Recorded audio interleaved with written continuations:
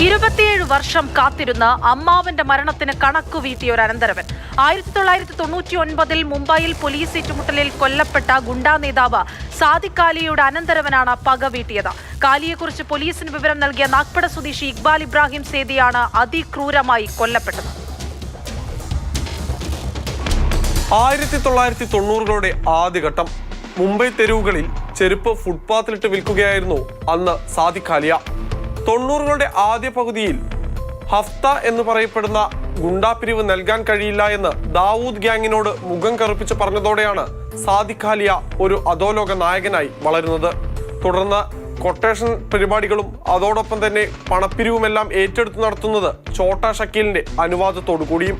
ചെറുപ്പം മുതൽ അമ്മാവന്റെ വീരകഥകൾ കേട്ടു വളർന്നയാളാണ് സാദിഖ് ജവാർ. എന്നാൽ 2 വയസ്സുവരെ മാത്രമേ ആ കഥകൾക്കെല്ലാം ആയുസ്സുണ്ടായിരുന്നുള്ളൂ. 1999 ഒരു കൊലപാതകം നടത്താനായി എത്തിയ സാദിഖ് കാലിയെ പോലീസ് ഏറ്റുമുട്ടലിൽ വധിക്കുകയായിരുന്നു. 27 വർഷമാണ് സാദിഖ് ജവാർ ഈ പക നെഞ്ചിലിട്ട് ഊതി കനലാക്കിയത്. പോലീസിന് രഹസ്യവിവരം നൽകിയത് ആരെന്ന് കണ്ടെത്താനുള്ള ശ്രമമായിരുന്നു സാദിഖ് ജവാറിന്. അക്കാലത്തെ എൻകൗണ്ടർ സ്പെഷ്യലിസ്റ്റ് ആയിരുന്ന ദയാ നായിക്കാണ് തന്റെ അമ്മാവനെ ഏറ്റുമുട്ടലിലൂടെ കൊലപ്പെടുത്തിയത് എന്ന് ഇയാൾ മനസ്സിലാക്കി. തുടർന്ന് ഈ സംഘത്തിലെ ഓരോരുത്തരെയും കഴിഞ്ഞ കുറെ വർഷങ്ങളെടുത്തുകൊണ്ട് തന്നെ ജവാർ നിരീക്ഷിച്ചു വരികയായിരുന്നു.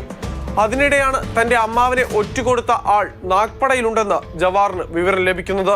നാഗ്പടയിലെ ആ 73കാരന്റെ പേര് ഇക്ബാൽ ഇബ്രാഹിം സേലിയ എന്നായിരുന്നു. കൃത്യമായ ഒരു അവസരത്തിന് കാത്തിരിക്കുകയായിരുന്നു ജവാർ. സേലിയയുടെ ഭാര്യയും മകനും പുറത്തുപോയ സമയത്താണ് സഹായിക്കൊപ്പം ജവാർ വീട്ടിൽ അതിക്രമിച്ച് കയറിയത്. വെട്ടിവീഴ്ത്തിയ സേലിയയെ മരണം ഉറപ്പിച്ച ശേഷവും 20ഓളം തവണയാണ് പക തീരാൻ ജവാർ ആഞ്ഞു കുത്തിയത്. ശേഷം അവിടെ നിന്ന് രക്ഷപ്പെട്ടു. കൊലപാതകത്തിലൊപ്പമുണ്ടായിരുന്ന നൌഷാദ് മിത്തലിനൊപ്പം ആദ്യം ആൻഡോപ്പ് ഹില്ലിലേക്കും പിന്നീട് കല്യാണിലേക്കും നാഗ്പൂരിലേക്കും ജവാർ കടന്നു. പോലീസ് കൃത്യമായ അന്വേഷണത്തിലൂടെ 4 ദിവസം കൊണ്ട് ജവാറിനെയും സഹായിയെയും പിടികൂടി. ചോദ്യം ചെയ്യലിൽ കുറ്റങ്ങൾ ജവാർ സമ്മതിച്ചു. അമ്മാവനെ കൊലപ്പെടുത്തിയതിനുള്ള പകയാണ് 27 വർഷം കാത്തിരുന്ന് ഈ കൊലപാതകം നടത്താൻ തന്നെ പ്രേരിപ്പിച്ചത് എന്ന് ജവാർ പോലീസിന് മൊഴി നൽകിയിട്ടുണ്ട്. കൊലപാതകം നടത്തിയ രീതിയും അതിനുശേഷം രക്ഷപ്പെടാൻ വേണ്ടി നടത്തിയ യാത്രകളും ജവാർ പോലീസിന് വിവരിച്ചു. എന്തായാലും പോലീസ് കേസിൽ മറ്റു പ്രതികളുണ്ടോ എന്ന അന്വേഷണമാണ് ഇപ്പോൾ നടത്തിക്കൊണ്ടിരിക്കുന്നത്.